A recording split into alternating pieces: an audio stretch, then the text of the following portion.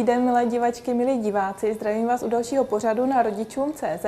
Já jsem Alice a přišla jsem se podívat tady na Brandeis Clinic, což je klinika estetické medicíny a stomatologie. A dnes jsem tady měla speciální možnost si popovídat s panem doktorem Milošem Kryškem, který se orientuje na estetickou chirurgii, speciálně plastiku prsou. Dobrý den, pane doktore. Řekněte mi, jak jste se dostal k oboru estetické chirurgie? Proč na tady tento obor? Dá se říct, že se zaměřujete na plastiku prsou? Tak k estetickej chirurgii som sa dostal viac menej aj z takého rodinného pozadia, keďže rodičia boli lekári, takisto aj brat je lekár, čiže mal som k tomu relatívne blízko. Pre mňa to bolo zaujímavé už na strednej škole, keď som chodil ako voluntér za otcom do práce a hlavne, čo bolo pre mňa dôležité, že to je tvorivý typ práce. Vidím po sebe nejaký výsledok, hej. Väčšinou tá rekonštrukčná chirurgia, s tým sa začína, tak to je také zaujímavé, chirurgia ruky a podobne a človek postupne prejde k tej estetike, ale každé tieto tri vlastne spojené obory, ktoré patria pod plastickú chirurgiu, tak sú krásne a zaujímavé v tom, že sú tvorivé. Či sa špecializujem na prsia, to je taká otázka, totiž to ide o to, že tie estetická chirurgia prsníkov je najčastejším alebo najvyhľadávanejším výkonom. Áno, požiadavek vlastne tých klientov. Či už sú to mladé dámy alebo dámy, ktoré už sú po deťoch. Má to vždy svoje špecifika. Mladšie dámy skôr z toho čisto estetického hľadiska. Tie dámy, ktoré sú po deťoch, riešia už aj vlastne ten tvar, keďže už tie deti majú pokojení, tak aby si vlastne troška to sebavedomie dotvorili aj tým estetickým zákrokom. Pořád sledují maminky, které třeba kojí a určitě je zajímá otázka zpevnění prsou. Řekněte mi, děláte i zpevnění prsou nebo modelaci prsu bez ovlivnění velikosti toho prsu? Tam by som upozornil na jednu takú dôležitú vec. Môžeme samozrejme tie prsia spevniť len implantátom, alebo keď ten objem je solidný, to znamená dotyčná dáma, hej, maminka má proste nejaký objem, s ktorým je spokojná, ale ten tvar je pre ňu, by som povedal, ako už esteticky nepriateľný. Môžeme sa v tomto rozdeliť, hej, tak sa s ňou dohodneme. V zásade na tej konzultácii konkrétne, že buď tie implantáty, všetko má svoje pre a proti samozrejme, alebo potom taký lifting prsov, alebo by som to skôr nazval modelácia. S tým, že ale pri tej modelácii sa zasahuješ do tej žľazy. Tam práve môže byť problém s tým kojením. Hej. Tam my radšej, respektíve každý plastický chirurg, nehovorím, že si necháva zadné dvierka, len treba upozorniť tú ženu, že môže tam byť problém s tým kojením. Buď ako nedostatočná tvorba mlieka, alebo absolútne tá žena nebude kojiť. Takže musí si byť vedomá. Keď už je po tých deťoch, tak už nám odpadá to, by som povedal, rozhodovanie sa a tam už naozaj vyberáme podľa toho, či tá dotyčná, podľa tých tvaru tých prsov, objemu tých prsov, čo sa s tým samozrejme dá robiť. Alebo keď ten objem, jak som spomínal, je dostatočný, ale pani chce proste len troška vyliftovať, spevniť tie prsia a môžeme sa rozhodnúť len čisto na modelácii. Je možné zákrok podstoupit, i když vím, že budu ještě kojit, budu chtít mít děti, nebo je lepší tu operaci odložit až po dětech? Má operace vliv nějak na kojení? No, áno, to je zaujímavá otázka, hlavne čo sa týka nejakých, by som povedal, takých tých fám, ktoré sa šíria na internete podobne. Tu by som skôr upozornil na to, že pri čistej augmentácii, to znamená, keď tie prsia zväčšujeme len vlastne implantátom, on je vlastne dávaný, alebo teda implantovaný pod žľazu, alebo teda pod sval. Ale my do tej žľazy nejakým spôsobom nezasahujeme. Ani do mliekovodov. Čistá augmentácia. Čiže tým pádom musím zdôrazniť, že nemá vplyv na kojenie. Jednak funkčne, to znamená, že ten prsník je normálne zdravý, mlieko sa normálne tvorí a maminka môže v pohode kojiť. A ďalšia vec je taká, že nie je ani výskumom dlhodobo dokázané, že by sa vlastne silikón z toho obalu, respektíve z toho implantátu, že by sa dostával do mlieka. Hej. Sú to také fámy, ktoré môžu niekedy vzniknúť, môžu dezorientovať dotyčnú klientku, ktorá, dajme tomu, by aj mala záujem, ale práve tohto sa bojí. Či sa tá žena rozhodne pre deťmi, alebo po deťoch, po kojení, to už samozrejme je na nej. Ja sa vždy snažím len poradiť. Hej. Keď mi ona povie, že ona chce za rok otehotnieť, tak poviem, je lepšie počkať, lebo samozrejme potom bude kojiť.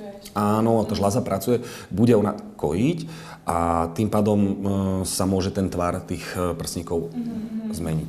Väčšinou je to tak, že keď tá žena má malé prsia, hej, bavíme sa ako, dajme tomu, ačkový košík, malé pevné prsia, tam aj po tom kojení nedochádza k takej zmene, ako keď tá žena má, dajme tomu, béčkový košíček a tie prsia sú voľnejšie, je tam implantát. Síce tie prsia vyzerajú prirodzenejšie, ale po tom kojení práve tam môže dojsť aj k väčšiemu, alebo je tam väčšie riziko, že dojde k tomu poklesu. No, pôsobí tá gravitace. Takže... Gravitace, áno, áno. Okrem iného, samozrejme, sú v tom naše tkaniva. Každý máme iné tkaniva, elasticitu, vypnutie tej pokožky, kvalitu a tak ďalej. Čiže tam to už je ale samozrejme...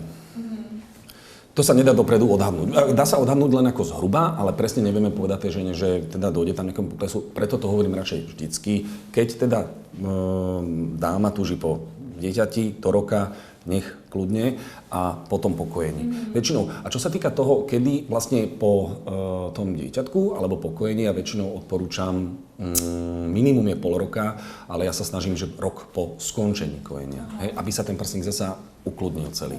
Sa dostane vlastne už do takého, z dlhodobého hľadiska, do takého definitívneho tvaru a objemu. A potom, keď vieme, že je ako predtým, tak môžeme do neho... Tak to je dôležitá informácia. Jo. A môžeme potom sa už potom baviť s tou dotyčnou dámou o buď implantátoch, alebo teda o tom podvihnutí. Tak to je určitě pro čtenářky tady to dobrá zpráva, že můžou být na operaci, i když ještě pak plánují v budoucnu kojit. Jo, hovorím, nie je s tým vôbec žiaden problém. Samozrejme, tie prsia treba nejakým spôsobom sledovať, vyšetrovať aj vlastne ešte bez implantátov, ale potom s implantátmi. Ale to všetko my si na konzultácii vždycky povieme. Kdy je vhodné tak zákrok podstoupit? Je proto vhodné nějaké roční období, nebo je to jedno?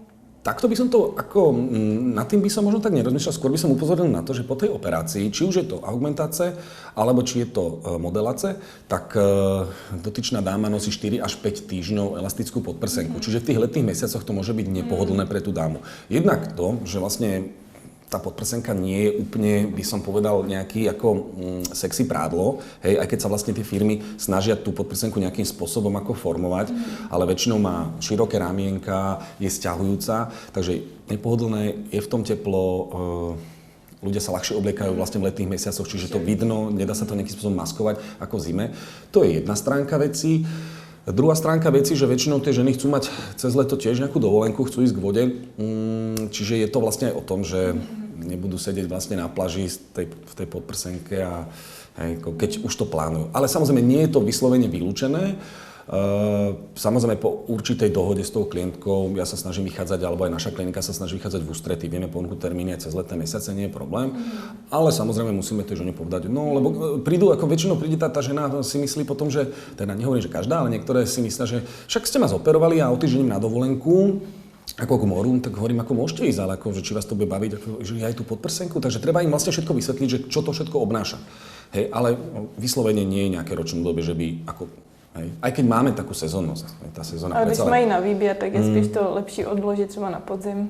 Tak. Ty neplánují žádnou dovolenou. Ako najlepšie, keď už si chce užiť tú dovolenku s novými prsami, keď to tak povieme, tak odporúčam vždycky ten marec, apríl, máj a za 2 mesiace môže ísť kľudne na dovolenku. Po 2 mesiacoch už nie je ani elastická podprsenka, dokonca nemusí vôbec nosiť podprsenku. Už je zahojená, samozrejme, keď nie sú nejaké komplikácie, keď je všetko. A jak dlouho teda trvá tá rekonvalescence potom? Rekonvalescence, no čo sa týka nejakého hojenia, prakticky za týždeň, za 2 týždne ranky sú zahojené, čiže zmenia sa vlastne už na tú takú prvotnú jazvu. Treba vedieť o tom, že tá jazva samozrejme ešte ďalej bude pracovať. Čiže ono sa ťažko vysvetľuje, alebo teda treba to vysvetliť aj tým dámam, klientkám, keď idú na tú operáciu. Samozrejme výhoda je tá, že vlastne je to zakryté. Čiže prakticky podstúpia operáciu po nejakej rekonvalescencii, či už tá jedna noc u nás na klinike, alebo nejaké 2-3 dní doma, podľa typu práce, aký má tá dotyčná dáma, môže ísť kľudne do práce. Hej. Nikto to nevidí, je to zamaskované, rukami hýbať môže. Prakticky, keď je to administratívna práca, tak je to v tomto ešte jednoduchšie. Keď to nie je nejaká práca, ktorá vyžaduje nejaké fyzické vypätie alebo námahu rúk a podobne. Čiže... Takže nejaký klidový režim by trošku měl být zachován potom. Tak ako štandardne, ako po každej operácii. Samozrejme, neísť na nejaké veľké túry, alebo teda zbytočne nejaké fyzické aktivity. Urobiť si taký, ja tomu hovorím taký, že takú nedeľu si spravia, hej? Že proste majú kľud, môžu chodiť na prechádzky, venovať sa rodine. Samozrejme, ten šport je ešte limitovaný, či už kúpanie, teda plávanie alebo posilovňa, prípadne nejaké behanie a bicyklovanie, aby nedochádzalo k posunutému implantátu, aby prakticky bolo čo najmenšie riziko toho, aby sa ten implantát nerotoval. Hej? Či už vlastne do strán, hej? Alebo môže sa vlastne prerotovať úplne. Ale to sa už bavíme o takých veciach, že prakticky pri normálnej bežnej činnosti, ktorú človek vykonáva, sa to udiať nemôže. A ta stahující podprsenka se tedy nosí jak dlouho potom po té operaci? Nosí sa 4 až 5 týždňov. Podľa toho, aký typ operácie sme teda robili. Hej, lebo ono to, ľudia si to predstavujú, že áno, však implantáty a hotovo, ale my ako plastickí chirurgovia môžeme ešte v rámci toho prsenka urobiť ešte viacero iných nejakých zásahov. Hej, potom aj závisí od toho, či je to reimplantácia. To znamená, že je tam už nejaká kapsa a ja tam dávam znova nový implantát, čiže vymieňam implantát. Tam ide o to, že keď dávam menší implantát, ja musím tú kapsu, jednak musím vybrať tú starú kapsu a tým pádom musím aj zmenšiť, keď tá žena chce menší implantát. Prípadne domodelovať prsník, ale to už sa ako, už ideme proste už do veľkých, ako takýchto by som povedal, konzultácií, hej, lebo to je prípad od prípadu iné. A samozrejme, tam sa potom, dajme tomu, môže definovať nová podprsníková riha a podobne. Čiže v tomto prípade odporúčam určite 5 týždňov podprsenku. Niekedy sa dáva, väčšinou, keď sú tie implantáty dávané pod sval, respektíve z podpažnej jamky, tak sa odporúča ešte taký pás, taký stabilizačný. Ten sa nosí prakticky tiež 2-3 týždne po operácii. Takže aby s tím pacientky tak nejak počítali? Počítali. Podprsenka je elastická a ešte pás, ktorý ide nad tým. Hej, vlastne kolem dokola hrudníka. Je potřeba se na operaci nějak připravit? Třeba držet nějakou dietu a podobně? To by som ani netvrdil, skôr som to vyhodnotil tak, že keď tá dotyčná dáma má nejaký sklon alebo tendenciu tú váhu nemať stabilnú, je dobre mať stabilnú váhu, to znamená, keď dotyčná dáma chce nejakým spôsobom chudnúť, nabehnúť si na takýto nejaký režim, či už dietný, cvičenie a podobne, je dobre to mať už ustálené a vtedy viem, že aj z môjho hľadiska, respektíve z toho hľadiska plastického chirurga, nebudem očakávať, napríklad keď ona potom začne chudnúť, tak je problém, lebo tie tkanivá tiež sa stávajú kvázi menícennými, ale vlastne prichádza ten implantát o ten prirodzený obal toho prsníka. Ono, väčšina tých žien, keď sa snaží aj chudnúť, tak majú problém s tým, že chudnú v tých partiách, ktoré práve by nechceli. To znamená, keď tá žena začne radikálne držať dietu, stane sa im, že schudnú do prs, schudnú a neschudnú napríklad boky a podobne. Takže je lepší na tú operaci zajít, když sú na nejaké stabilní váze. Áno, to je výhoda. To sa inak týka všetkých operácií, čo sa týka plastické chirurgie. Jak dlouho pak probíhá rekonvalescence po té operaci? V zásade nejaká špeciálna starostlivosť nie je nutná. My voláme na kontrolu klientku vždycky po týždni, potom väčšinou po 2 týždňoch od operácie, častokrát aj mesiac po operácii, ale v zásade určite by mala byť tá kontrola raz za rok následne. To je dôležité, aby, respektíve samozrejme, keď je nejaký problém, alebo dotyčná dáma si myslí, že je nejaký problém, chce skonzultovať kedykoľvek, nie je problém, ale mala by, teda jednak tá starostlivosť by mala byť aj z mojej strany, to znamená, po roku by som si tú klientku pozrel, či sa niečo neudialo, či tam nie je nejaká kapsulace, či nie je rotácia implantátu, aj keď viem, že tá žena by sama došla, lebo by sa zmenil ten tvar prsníkov a podobne. Ďalšia vec je potom samozrejme už kontroly, ktoré vykonáva mamológ, gynekológ, prípadne onkológ, tam je dobre vedieť, že to pokračuje ďalej. Neznamená, že tam je implantát, že tým pádom nemusím chodiť nejaké kontroly.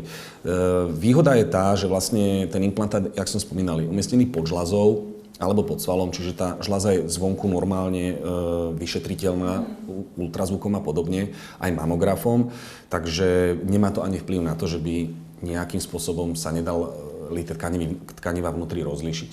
Čo tiež ľudí niekedy mylne, alebo teda uvádza ich do omylu to, že mám tam implantát, nebude mi môcť vlastne ten radiodiagnostik alebo gynekolog tie prsia vyšetrovať. Nemá to na to vliv. Nemá to na to vliv vôbec. A je potřeba třeba časem vyměnit i ty implantáty, nebo je má žena doživotně? Zajímavá otázka.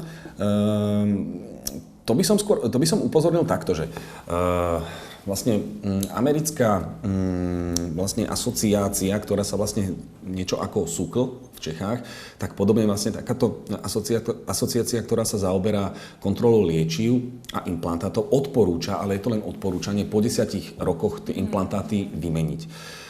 Jak som povedal, odporúča, totižto sú tam určité faktory. Často sa stáva, že tá žena príde za 3, za 4, za 5 rokov na reimplantáciu, dajme tomu, jak sme hovorili, mamička, pokojení, už je dajme tomu 2-3 roky pokojení, samozrejme hrá tam nejakú úlohu aj vek, chce tie prsia na novo, teda respektíve chce reimplantáciu, zmenu tvaru objemu. Čiže nie je to ako napríklad, keď sú napríklad kyčlové implantáty, tie pokiaľ fungujú, tak sa s nimi nič nerobí. Hej. Tam si ľudia potom nevyberajú, že väčší, menší tvar a tak ďalej. Hej. Čiže čisto z tohto hľadiska nie je nejaká nutnosť meniť. Jak som už ale spomínal, je dobre kontrolovať tie prsia, či už tá žena príde sama, alebo teda ja odporúčam vždycky po roku tú kontrolu. Implantáty väčšinou meníme. Keď je nejaký problém, či už kapsulárna kontraktúra, ktorá vlastne, každý ten implantát v našom tele je obalený, má nejakú bariéru medzi našim prirodzeným tkanivom a tým implantátom, je obalený nejakou kapsulou. Kapsulárna kontraktúra alebo kapsulácia je to, keď vlastne začne bujniť tá kapsa a utlačuje ten implantát, deformuje ten prsník, samozrejme potom spôsobuje určitú bolesť. Hej, máme vlastne 4 typy tej závažnosti kapsulácie. Takže vtedy určite meníme ten implantát, respektíve implantát môžeme použiť ten istý, len musíme tú kapsu vybrať. Implantát meníme samozrejme, keby bol s ním nejaký problém. Alebo respektíve nie implantát, ale reoperujeme, keď je nejaká rotácia toho implantátu. Väčšinou teda, keď sa to môže stať, tak rizikovejšie je skôr ten anatomický, lebo prakticky on má definovaný ten tvar. Pri tých okrúhlych implantátoch, keď on sa aj nejakým spôsobom by sa vyrotoval, či už pri nejakom úraze alebo v nejakom športe, tá žena to ani nezistí. Samozrejme, keby bola nejaká ruptúra toho implantátu, čo je veľmi vzácne, ale stať sa to samozrejme môže, tak vtedy samozrejme je vyslovene nutné ten implantát meniť. Takže ta žena je vlastně pořád sledovaná a kdyby došlo k nějakému takovému poškození, tak potom se s ní individuálně domluvíte. Ako jednak tá žena príde na to sama, respektíve môže to byť také, že príde na to až ten mamolog alebo radiodiagnostik a len oni väčšinou kontrolujú len tú žľazu nad tým prsníkom. Hej? Čiže oni sa nestarajú moc o ten implantát. Takže je to väčšinou až tak, že keď my zadáme, že či ten implantát je nejakým spôsobom porušený, najdostupnejšie vyšetrenie sonografické, keď to je nejakým spôsobom nepriekazné, väčšinou ordinujeme potom už magnetickú rezonanciu, ktorá je vyslovene vhodná na kontrolu implantátu. Či už rotáciu toho implantátu, alebo nějakou poruchu toho implantátu jako takého, případně tu kapsuláciu. A ještě na závěr bych se chtěla zeptat, odmítl jste někdy nějakou klientku, že měla třeba nějaké nereálné požadavky? Tam ide o dve veci. Môžu byť tie požiadavky nereálne, s tým by sa človek stretol najviac. Niekedy sa mi stáva, že tie prsia sú naozaj, jak sa povie aj laicky, sú naozaj pekné, pevné, a beriem to tak, že nie akože rozmar tej dotyčnej dámy, ale skôr upozorním, že tie prsia sú naozaj pekné, zdravé, prečo radšej nepočkať, dajme tomu ešte nemá deti, vymyslím si, mám dajme tomu 20-22 rokov, nemá deti, tak poviem, alebo teda poradím, či nie je vlastne pre ňu vhodnejšie počkať. Takže už sa to vymluvil. Ale to je fakt, to je možno 1 promile tých klientok. Skôr, keď už sa bavíme potom o odmietnutí ako takom, tak je to na margo tých nereálnych požiadaviek. To znamená z ničoho nejaké veľké implantáty. Treba si uvedomiť to, že keď tá žena ide na primoimplantáciu, tiež nie je vhodné ísť do nejakých maximálnych objemov. Samozrejme, my máme určité technické maximum, ktoré si ja vymeriam aj podľa hrudníka, podľa tkaní, kvality a podobne, ktoré ja tam môžem dať. Hej? Ale odporúča sa, alebo teda aspoň plastický chirurg, ktorý má taký ten, by som povedal, ten zdravý rozum v tomto, neodporúča hneď veľký objem. Čím väčší implantát na primoimplantáciu, tým môžu byť, alebo je väčšie riziko komplikácií. Takže väčšinou sa mi stáva, teda ak sa to už stane, ak som spomínal, tak sú to maximálne nereálne požiadavky. Alebo potom to, že dáma príde a ona povie, že chce implantáty. My sa vykonzultujeme, ja vždy tú konzultáciu berem tak všeobecne, ja si pomáham potom aj obrázkami alebo internetom, aby som vlastne tú ženu naviedol, čo budeme robiť. Stalo sa mi párkrát, že žena chcela vlastne len implantáty. Problém nastal až vtedy, keď išli sme sa vymerať, to znamená prvýkrát som to videl a musel som jej vlastne, moje konštatovanie bolo, som oznámiť, že to nebude na čistú implantáciu, ale musíme ten prstník zmodelovať a dať implantáty. Hej. Alebo vyslovene sa mi stalo, že tá dotyčná dáma mala fakt dobrý objem, ale už tá distribúcia toho tkaniva, tej žľazy a podobne nebola taká a naozaj stačilo, a nemusel som nejak presvedčať, stačilo byť len modeláciu. Hej. Čiže ono to nie, ľudia alebo tá dámy si myslia, že ten implantát môžem dať hoci ktorej dáme, že tie implantáty si vyberám nejak zo šuflíčka, nie je to tak. Prakticky, nehovorím, že sú klientky, ktoré nie sú vyslovene vhodné na tie implantáty. Väčšinou treba byť opatrný, keď dotyčné klientky majú nejaké autoimunitné ochorenie. Tam treba byť opatrný. Hej, či už je reumatoidná artritída alebo Crohnova choroba a podobne. Tam to telo sa nejakým iným spôsobom chová, ten vlastný zápal je nejaký iný, môže tam byť určitý problém. Ale je to všetko otázka nejakej diskusie. Čiže, aby som to vlastne tak nejak uzavrel, klientky vyslovene